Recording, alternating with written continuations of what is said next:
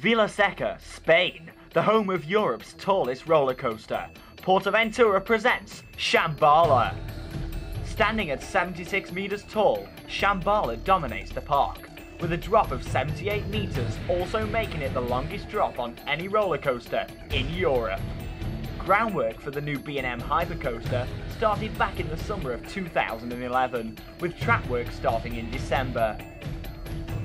The ride sits high above the Chinese themed area of the park, alongside Dragon Khan, and include a smaller themed area underneath both rides.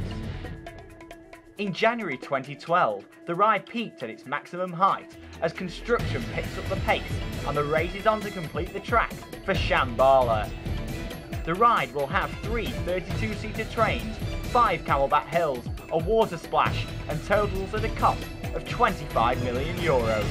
Shambhala, conquer the sky.